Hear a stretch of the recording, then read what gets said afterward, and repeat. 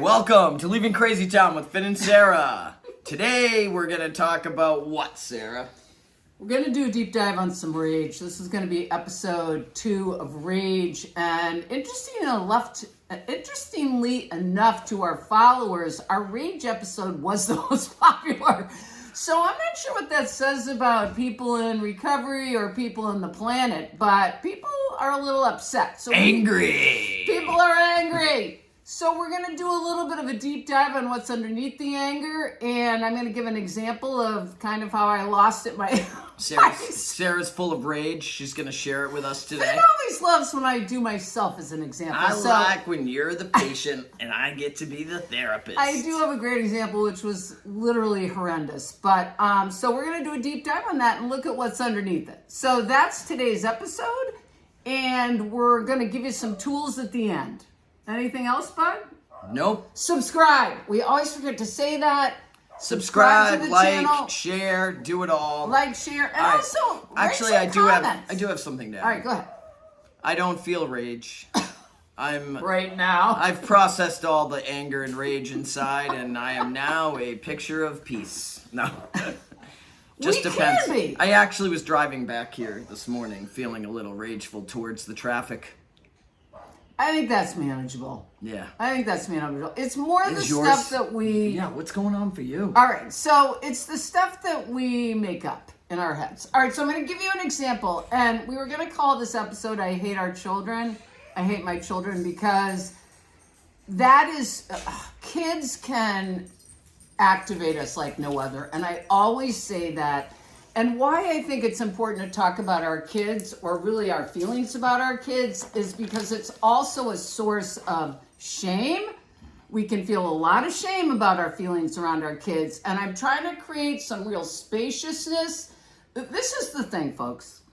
The more spaciousness you give to your experience and your feelings, the better off you are in your relationships. And the more we kind of own our part, the more we can see reality. Yeah, Am I making sense right now? Yeah, totally. So what I think Sarah's getting at, correct me if I'm wrong, is you have this feeling of all of a sudden you're upset about something real or imagined, and Yes. you're like, you shouldn't feel that way. Yes. And then you start judging yourself, you shut the feeling down, you don't have the opportunity to let it flow through and process and come out on the other side. Yes. Where if you just create the space for yourself, it's okay, this is how I'm feeling right now, you're more apt to look at why. Yes, and what we always say on this channel, and people may not like this, is I am responsible for everything that goes on in this hula hoop, in this body, in my emotional world, and whatever's happening over there in their hula hoop, whether it's my kid or my ex or my family or whatever, is about them. So we want to just be clear on that. All right, I'm going to give you a little story. All right, this is about my child who's 22, okay? And I bring him up a lot because he's a great example, because I get activated all the time. All right. I have hardly seen this kid, okay? His girlfriend's in New York. He's in New York for the last year, back and forth all the time. I hardly see him. His girlfriend graduated from college last weekend. That's a whole other story, which was awesome. We make this plan to get together on Tuesday. He's in love. He's totally in love. I mean, like, seriously, first love, big time. Okay. We make this plan to get together on Tuesday and spend some time together because literally, and I'm not kidding, I've talked to him for maybe 5 minutes in the last, I don't know how long. And moreover, leaving to Europe for 6 weeks today. Okay. So Tuesday's an important day for you. So Tuesday, I was a little excited, to say the least, about spending some time with him. Of course, he arrives Monday night at like midnight. So you could get going right away Tuesday morning, right? I'm sure he was up at 5, well, ready yeah, to hang out okay. with Mom. So by the time we got together, it was around noon. And our plan was to hike Wachusett and do a meal. And then he was going to be leaving that night or the next morning. And we were talking about me driving him to New York. We were trying to figure out the situation because of his vehicle and where to put the vehicle. Okay, it's a shit show and I can't resolve their issues, but there was many opportunities for crazy hooks to come my way, which I was like, oh no, please don't come. All right, this is what happened. We hike Wachusett. We have a nice meal. We get home, it's like 4 o'clock. I say to him, hey bud, I literally left my meal at the restaurant, which was like 10 minutes away. So I go, I got to go back and pick up my leftovers? meal. Yeah, it was, yes. So I'm like, I'll be back in 10 minutes. Here I go. I'm having it again right now. I pull into the driveway and I get a text and it says the following: had to go. Had to go. Decided I was going to take a train and I'm left, gone to Boston, which means I'm gone now to Europe for 6 weeks and I haven't said goodbye.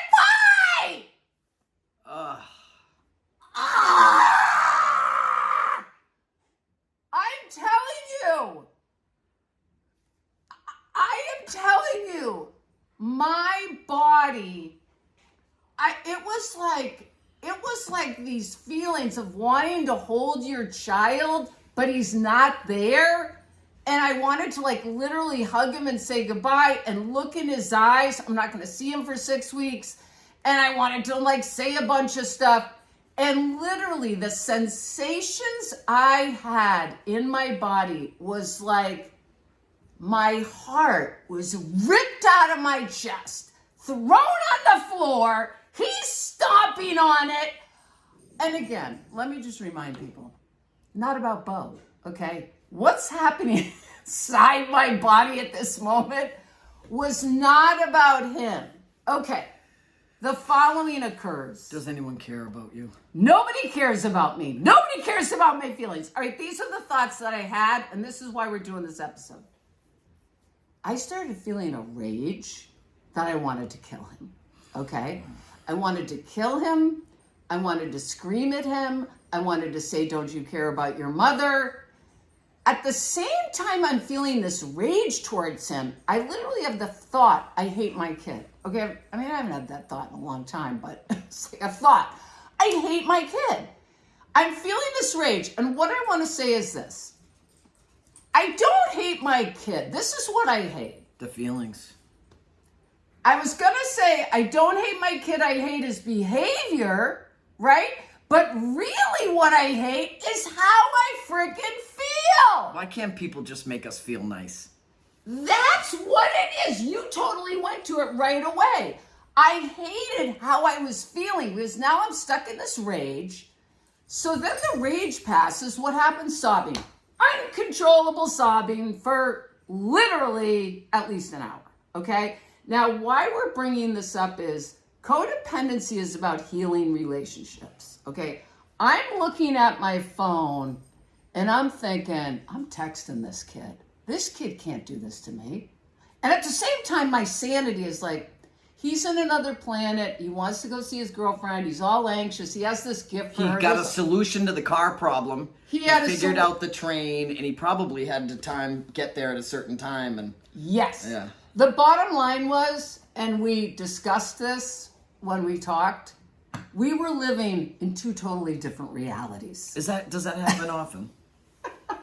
I would guess that most of us live in a different reality than everyone else around us. Yes! My experience over the last several months in communicating and really taking the time to communicate has made me very much aware that most people are not operating on my thought process. And it's not that they're right or I'm wrong. We're just living our own lives. And we make up definitions of what things mean and, That is the most key thing. And this is the thing when we're going to talk about codependency recovery. What might someone have done in that situation?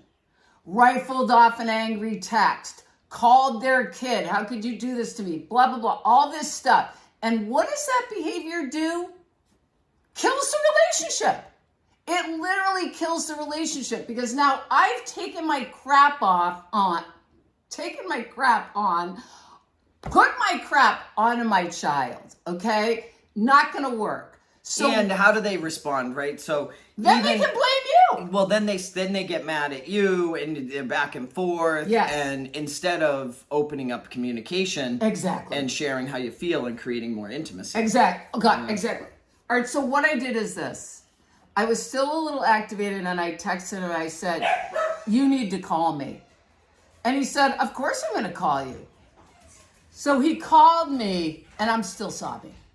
And he's like, what's going on? Totally shocked. Totally shocked that I'm sobbing. And I said, Bud, I'm like having all these feelings about you leaving and not saying goodbye. I don't blame him. I just said, I'm having all these feelings. And he's like, oh my God, I didn't even think about that. Of course he didn't. He's thinking about his girlfriend. He's thinking about solving the problem and getting the train. He's not thinking about me, which is not personal. And what do we go to when we have feelings about someone else's behavior? How could they do this to me? Yes. When really, it's not about Sarah. It's about what her son was taking care of, something he needed to take care of. He needed to get on the train, go see the girlfriend. Did he have to do it immediately? We can't say for sure. But in his mind, that's right. He had a plan. That's right. He's not like, I'm going to destroy my mother today. But that's where we go. Most of us, right away, how could they do this to me? Absolutely. I have somebody who gets cancer in my life or is sick or whatever. They have the flu, so they can't come and do our activity. How could they do this to me? Like, they're the ones that's sick. Right. This is why we're gonna wrap this episode up. But the two things we wanted to say is definitely not about me. And we're in two different worlds, and that's what you got to remember. Finn talked about that.